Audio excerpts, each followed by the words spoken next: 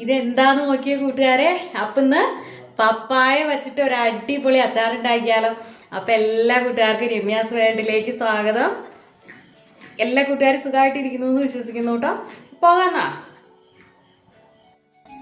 അതിനായിട്ട് ഞാനിവിടെ ഒരു കപ്പങ്ങ എടുത്തിട്ട് അത് ഇതുപോലെ ചെറിയ കഷ്ണങ്ങളായിട്ട് നുറുക്കിയെടുത്ത് വെച്ചിട്ടുണ്ട് കേട്ടോ. ഈ ഒരു കനത്തിലാണ്. പിന്നെ വെളുത്തുള്ളിയും പച്ചമുളക്, ഇഞ്ചി അതും നല്ല ചെറുതായിട്ട് അരിഞ്ഞെടുത്ത് വെച്ചിട്ടുണ്ട്. കറിവേപ്പിലയും എടുത്ത് വെച്ചിട്ടുണ്ട്. ഇനി നമുക്ക് അച്ചാർ റെഡിയാക്കാൻ തുടങ്ങാം.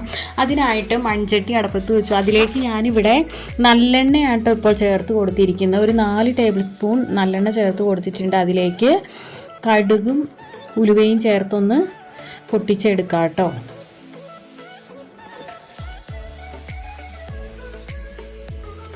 അപ്പോൾ നമ്മുടെ കടുക് ഉലുവയെല്ലാം നന്നായിട്ട് പൊട്ടി വരുന്നുണ്ട്. ഈ സമയത്ത് ഞാനിവിടെ ഒരു 10 അല്ലി വെളുത്തുള്ളി ഒന്നിട്ട് കൊടുക്കുന്നുണ്ട്. ഇനി ഇതിലേക്ക് ഒരു 2 പച്ചമുളക് ചെറുതായിട്ട് വട്ടത്തിലരിഞ്ഞതും ചേർത്ത് കൊടുത്തു. അതുപോലെ തന്നെ ഇഞ്ചി ചെറുതായിട്ട് പൊടിയായിട്ട് അരിഞ്ഞെടുത്തായിരുന്നു, അതും നമ്മൾ ഇതിലേക്ക് ചേർത്ത് കൊടുത്തിട്ടുണ്ട്. ഇനി നമുക്ക് നന്നായിട്ടൊന്ന് വഴറ്റി കൊടുക്കാം. കറിവേപ്പിലയും ഞാൻ ചേർത്ത് കൊടുത്തിട്ടുണ്ട്. ഇനി നന്നായിട്ടൊന്ന് മൂത്ത് വരട്ടെ കേട്ടോ.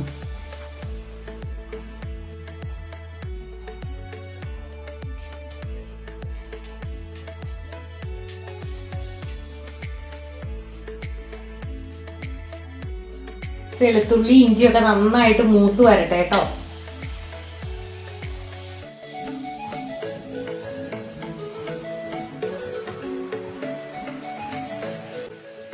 അപ്പോൾ അങ്ങനെ വെളുത്തുള്ളി ഇഞ്ചിയൊക്കെ മൂത്ത് വന്നിട്ടുണ്ട്. അപ്പോൾ ഈ സമയത്ത് ഞാനിവിടെ ഇത് കാശ്മീരി മുളക് പൊടിയും മറ്റേ നമ്മുടെ എരിവുള്ള മുളക് പൊടിയും കൂടെ മിക്സ് ചെയ്ത് വെച്ചിരിക്കുന്ന കേട്ടോ. അപ്പോൾ അത് ഇട്ട് കൊടുക്കുക. അപ്പോൾ കൂട്ടുകാരുടെ എരിവിനനുസരിച്ച് ചേർത്ത് കൊടുത്തോളൂ കേട്ടോ.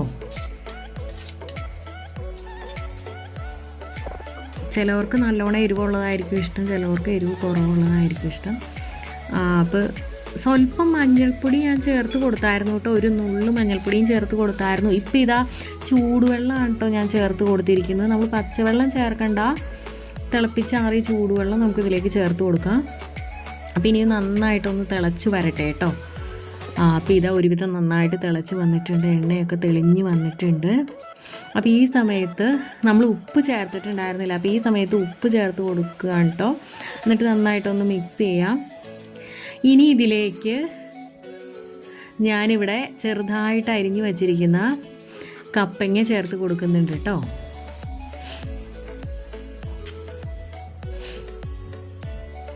തീരെ ചെറുതായിട്ടല്ല കേട്ടോ കപ്പങ്ങ അരിഞ്ഞെടുത്തിരിക്കുന്നത്. കണ്ടില്ലേ, ഈ ഒരു കനത്തിലാണ് കേട്ടോ കപ്പങ്ങ അരിഞ്ഞെടുക്കേണ്ടത്. അപ്പോൾ ഇനി ഇത് ജസ്റ്റ് ഒന്ന് വാടി വരണം കേട്ടോ. ഒത്തിരി അങ്ങോട്ട് വെന്ത് പോവണ്ട. അങ്ങനെ വെന്ത് പോയാൽ ടേസ്റ്റ് ഉണ്ടാവില്ല കേട്ടോ. നമ്മൾ ചെറുതായിട്ട് എന്നാൽ ഒന്ന് വാടി വരുകയും വേണം. അങ്ങനെ ഇപ്പം ഞാൻ ചേർത്ത് കൊടുത്തിരിക്കുന്നത് ഉലുവ വറുത്ത് പൊടിച്ചതാണ് കേട്ടോ. ഈ സമയം ഞാൻ ചേർത്ത് കൊടുത്തിരിക്കുന്നത്.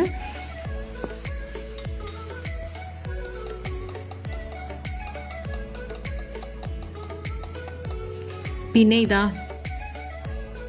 സ്വല്പം കായം പൊടിയും കൂടെ ഞാൻ ചേർത്ത് കൊടുക്കുന്നുണ്ട്. അപ്പോൾ ഇതൊന്നും അധികം ആവരുത് കേട്ടോ. അധികമായ കയ്പ്പ് വരും അച്ചാറിന്.